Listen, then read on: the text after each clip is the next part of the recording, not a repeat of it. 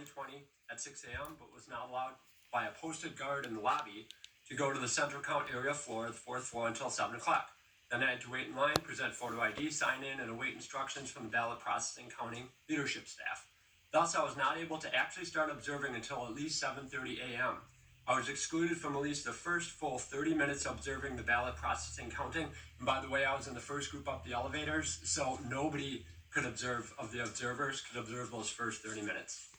Claire Woodall-Vaugh, Executive Director of the Milwaukee Election Commission and in charge of Central Count, and many supervisors refused to allow me to remain in an unobtrusive area of the ballot processing counting location from which I reasonably could see and hear what was occurring for the vast majority, at least 2/3 of the tables being used for ballot processing and counting. Ms. Woodall-Vaugh and many supervisors made it difficult for election observers to truly observe all ballots being processed at all times, something the public was supposed to be able to do in the name of honest, free, fair, and transparent ballot processing and counting. First, they allowed only one chair for every 4 tables, and if more than one person was at that chair, standing or sitting, a supervisor made us go to the edge of the row of tables, which was even further away. For a visual of this, imagine that the chair is Omaha, Nebraska, and you have to try to simultaneously monitor Washington State, Maine, Florida, and California. Nobody can do this. You don't have eyes in the back of your head. Remember, if somebody was at that chair, you couldn't even stand near the chair, so it was all for one person or nothing, or you were pushed to the side. Also, there was a row of tables, so there was 13 feet about between these tables, the first row of tables. There was a parallel set of 2 more sets of tables, another 8 to 10 feet out from that, and another 8 to 10 feet out from that. And so by the time, and you weren't allowed to go down the walkways to those second and third rows of tables, so try to observe meaningful ballot details, such as whether there's a witness's address or a reason marked on the ballot for why the ballot was duplicated, such it was destroyed. You can't do it from those distances. So what I'm saying is this: at most, we were able to observe 25 to 33% of the ballots, at most, because the second and third rows of tables on each side of that wide aisle were barred from us from being able to access. You were simply too far away to be able to see anything, and they knew this. Another issue with that is indefinite confined. If you look down the ballot certification, right near where the address is, it would say indefinite. If that person claimed they were indefinitely confined, you can't see that key detail at these distances. So we undercounted how many indefinitely confined ballots there might have been on the certificates because they didn't let us see them. So once you left that chair, which eventually you have to go to the bathroom, the Democrat runs and jumps in that chair, and you literally can only observe from the side, to continue my analysis, from the Atlantic Ocean. You can only maybe barely see Maine and Florida. You can't see the other tables. And so it was hours before I could even see those other 2 tables again. That's why I'm saying probably it's closer to 25% is the most we could see of all the ballots and certifications. Total quality concepts tell you that when you have a highly manual process like ballot processing and counting, there is significant variation in manual processes. Therefore, if we were not able to see most of the manual processes involved in these ballot processing and counting, it's more accurate to say we saw none of the process than to say we saw 100% of the process. So keep that in mind.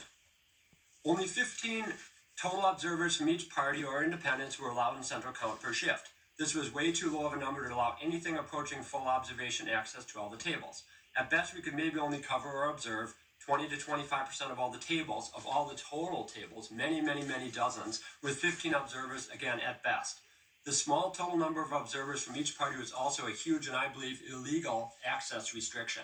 With 45 to 60 observers of each affiliation allowed in at one time, social distancing could have been maintained and transparency and lawful public access greatly increased. I hereby dispute as false any excuse by election officials to the contrary. Since ballot processing counting is a highly manual process, again, it was important that we got access to all of the process, but we didn't. So I picked up a form to start tracking the voter name and ballot ID number of each ballot certification envelope on which I saw issues. Occasionally, since we were talking through masks, and again, there's a team of tables and you're sitting behind them, you can't hear them all the time because they're talking towards each other and they're talking through a mask. So occasionally I'd have to ask, can you repeat that last name again? Or I didn't catch the last 3 numbers of that ballot number. They got annoyed at me and didn't want to do it, but they did it. Well, after 5, the person got up, got a supervisor, and I was barred from ever continuing my log again because they don't want us to have specifics on actual issues that we're seeing. That, again, is a problem. I think it's an illegality. Wow.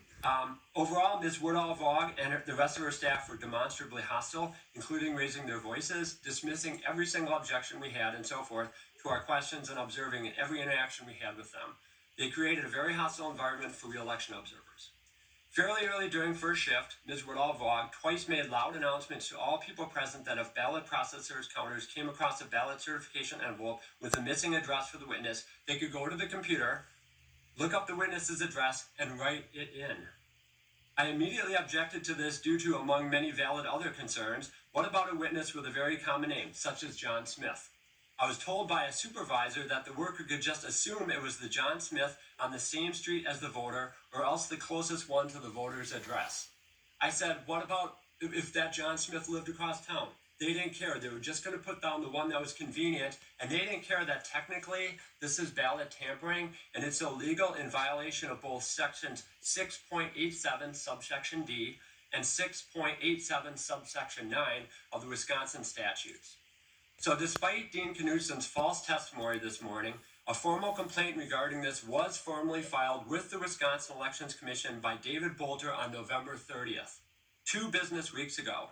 My sworn declaration, which is evidence of wrongdoing, is part of that complaint. Mr. Knutson knows this and has for almost the last 2 weeks, but he still testified falsely anyway. You will hear from Mr. Bolter 2 speakers from now. The election officials told us not to expect many skinny or express ballots, but there were many. I estimate they comprised 25 to 35% of all the ballots I saw. I was told by a supervisor that express ballots came from 1 or 2 places, either building, and she didn't say the other one. She said they were for people who had a hard time writing. They could use a special keyboard or machine at one of those 2 buildings to generate an express ballot. This seems very suspicious to me. Unlikely there were that many people who actually had a hard time writing. Plus, 2 supervisors acknowledged there were a lot more express ballots than they had expected. Given the newness, large number, and highly susceptible to fraud and abuse nature of these express ballots, I would hope that they were audited closely and heavily during the recount, but I suspect that they were not. As a direct result of Claire Woodall-Vaughn's and other supervisor acts, I was unable to fulfill my responsibilities or exercise my rights to meaningful observation as an election observer at Central Count in Milwaukee on election day, November 3rd. I also personally witnessed the Democrats' unlawful actions in at least 3 major ways during their scam Democracy in the Park here in Madison on October 3rd. And if you want details, you can ask questions, and I'll give you those 3 specific ways that I believe the law was broken. So, overall, I most respectfully and urgently beg and plead of you, as the Wisconsin legislature and our direct representatives of we the people, to please do your sworn and sacred jobs. Ms. Bernier just mentioned it a bit ago, as our elected officials, legislators accountable to we the people, to uphold and defend not only the U.S. Constitution, but the Wisconsin Constitution as well. You must seriously question and challenge why we are not allowed to observe ballot processing and counting at Central County, Milwaukee. The reason? They were hiding their massive election law breaking and stealing the election from we the people. Please, please have courage. Do your jobs. Insist on a full forensic audit of all voting machines, especially Dominion ones, and voting records. Insist on a full forensic audit of all the ballot drop boxes and a full signature match of all absentee ballots. Properly and fully investigate the thousands of highly suspicious express ballots. Require a ballot application for every absentee ballot as required by Wisconsin law. Investigate and prosecute the tens of thousands of people who fraudulently claimed indefinitely confined, and for all those who lied, prosecute them for election fraud. Prosecute all who participated in this election lawbreaking, up to and including members of the Wisconsin Elections Commission. Finally, once you have fully determined the truthful, accurate, honest, and legal winner of the November 3rd, 2020 election, President Trump and Vice President Pence, please do your sworn and sacred duty under Article 2, Section 1 of the U.S. Constitution and select all 10 of Wisconsin's electors to the Electoral College for President Trump and Vice President Pence. You must get this election, November 3rd, 2020, right. We can't just say, forget this election, doesn't matter, we'll fix it going forward. We're going to have so much problems in fixing election laws and whatnot if the wrong people are elected this time. There are many of us who were there at Stop the Steal on the Capitol steps on Monday that care about this election, and I feel very much worried that many of the legislators just want to say, what was done, moved on. This election needs to be gotten right.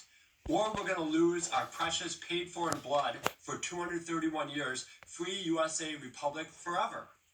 Article 2, Section 1 gives you, the legislature, the clear right to select Wisconsin's 10 electors to the Electoral College. Act 334, passed in 1973, may delegate selection to the winning party. But if the winning party is not truthfully, rightfully, or legally the Democratic Party, then they do not get to select Wisconsin's 10 electors.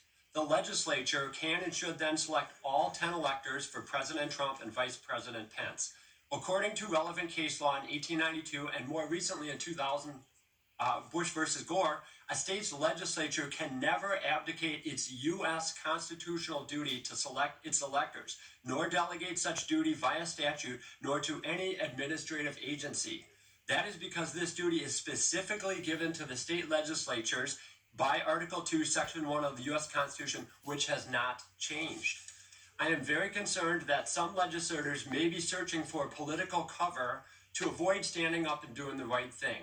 That would be a critical mistake for all of us, for our nation, and for all our individual liberties and the rest of our country and the rest of our history.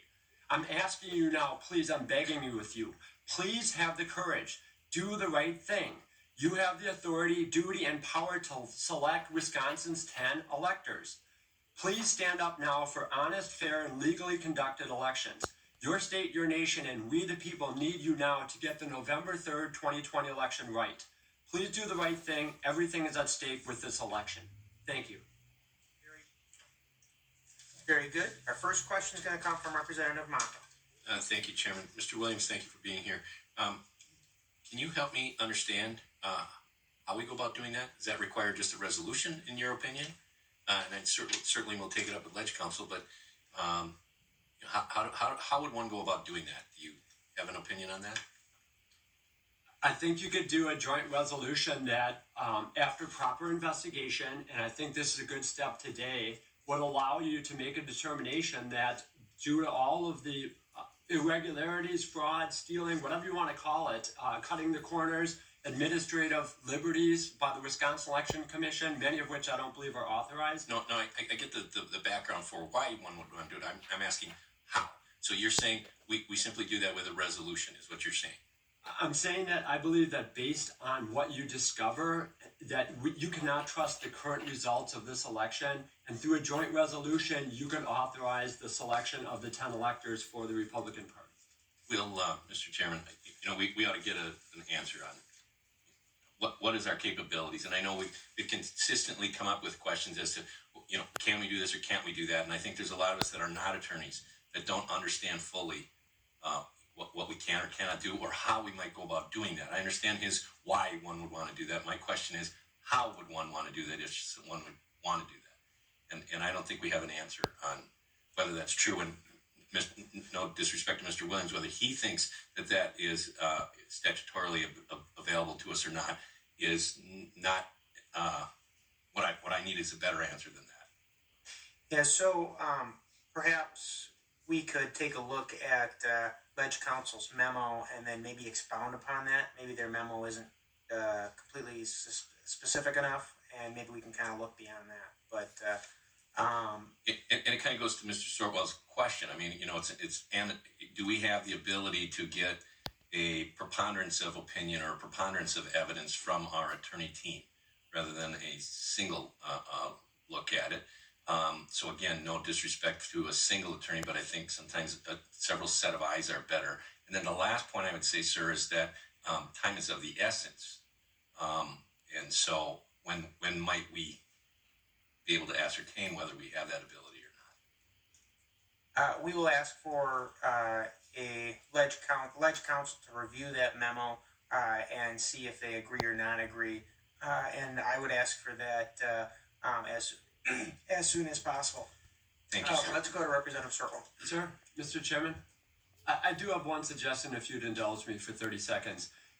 This may be a little expensive, but recognize it'll be a one-time cost, but think about this. I sent you a recent copy, many of you, a copy of the Epoch Times quoting Harvard law professor Alan Dershowitz. I believe that as an outside expert constitutional law lawyer, he would be able to provide you an idea of what you could do specifically to get that, because he stated in that Epoch Times article that this avenue is very much available to you.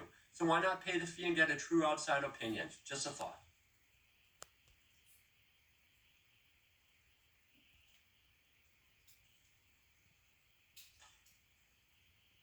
All right, next, yeah, Representative Sorwell is next.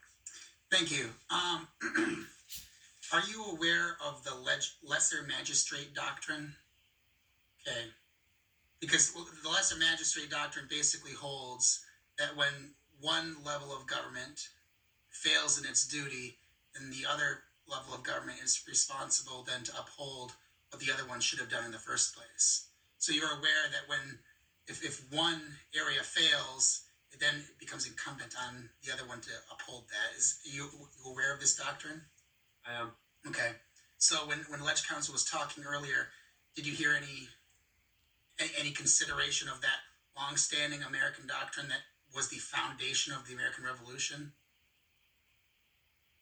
I heard him say a few things. It is concerning to me that that here we are this far after the election, and I understand there's lawsuits in the interim and whatnot, but that here we are, on December 11th, theoretically 3 days before before the Electoral College electors cast their vote, and we're just now uncovering some of the evidence that's key. I guess in the interim, I would suggest this: a joint resolution holds back on your electors from making their vote in the Electoral College on Monday, because you're in the discovery process of significant facts and findings of law breaking here. Just like the gentleman, I think it was Mr. Klein earlier, saying, look, we don't have to prove fraud. All you have to prove is that significant election laws were broken here in this election cycle. And clearly you have mountains of evidence, and I'll put my hand on the Bible in court any day and tell you what I just told you again and again and again, because I'm telling the truth. We have a lot of evidence here that things were done wrong, enough to easily change the outcome of the election. All right, next we're gonna go to Senator Darling. Issue of what authority we have. We've really looked at this significantly, and it seems to me that the U.S. Constitution gave the states, the legislatures, the authority to choose the electors. This legislature in Wisconsin changed our law to define that our selection of the electors would be by this group of 5 Republicans, 5 Democrats chosen by the parties, and then that would constitute the electors, and that's who would cast our votes. So it's my understanding, unless we change our law, we aren't able to do what you're suggesting. That's very frustrating, but I think that you have to come to some conclusion about what we can do, because I don't want to give our citizens the thought that we can do more than we're doing, because we care about this election. But our law is the law, and I guess one of the things I'm most concerned about is all the lack of compliance with our statutes and our laws that we have put on the books specifically to control elections, or to put in statutes into law how elections should be handled. And it seems today and other days those issues, our statutes, are not being followed. Well, I wouldn't disagree with you, but I would say a couple of things. One, it always defaults to the U.S. Constitution is the supreme law of the land. Right. Look up Article 2, Section 1, Clause 2. The legislature clearly has the duty, authority, and a power to select its electors. If there's a statute from Wisconsin, Act 334, passed in 73, in violation with that, ultimately the U.S. Constitution, Article 2, Section 1, prevails over that. Secondly, I would argue that if you give the selecting of the electors power to the winning party, and you discover through your fraud investigation and forensic audits, of which many of us have asked for, I am 100% confident, and I'll eat my words if I'm wrong, that you'll find the winning party was truly the Republican Party, and all 10 electors should be cast for President Trump and Vice President Pence. Third of all, if you do find fraud, that's a high bar to get to. I acknowledge that. But think of when you buy a house, right? You have to fill out the real estate condition report. That's been law since like 2005, I think. If you commit fraud on that and don't tell about 5 or 6 things, the roof leaks, the basement leaks, whatever, and I buy that house from you in reliance on you saying, nope, there's no problems in my property condition report, and later on I find out very quickly after that there were those problems, I can do one of 2 things. I can take it to court and make you take back your house in the extreme, but it's been done.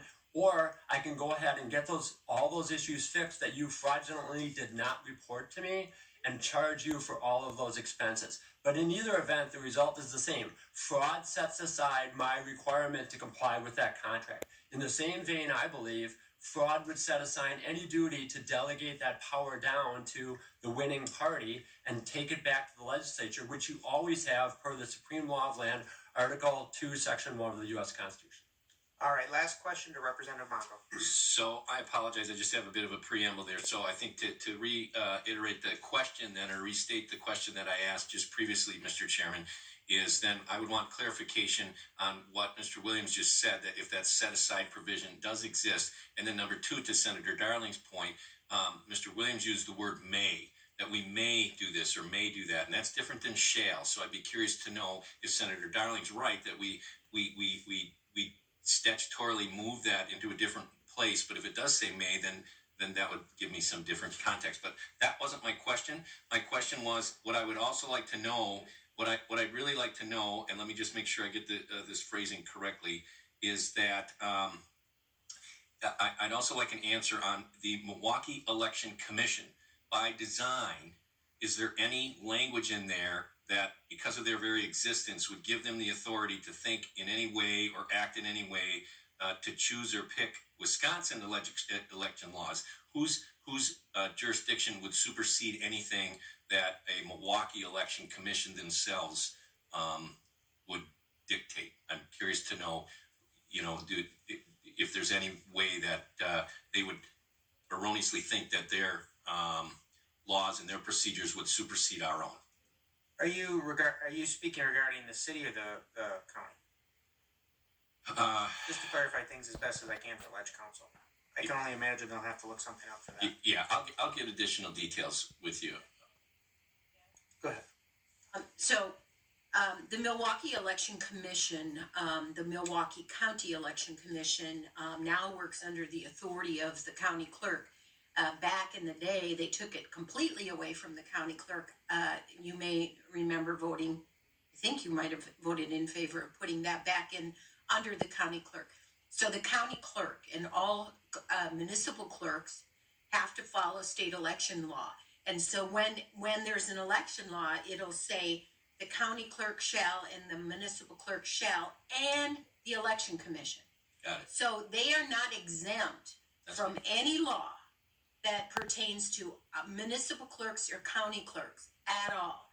It's just that they have a commission that was appointed to sort of help us deal with the issue we see today. The large municipality with all of the responsibilities of running election is extraordinary. And the commission was really designed to oversee, to make sure all of the process and procedures and laws are followed. I am not sure the commission understands how important their job is that they are kind of, the county clerk has the county caucus or canvass, the board of canvass.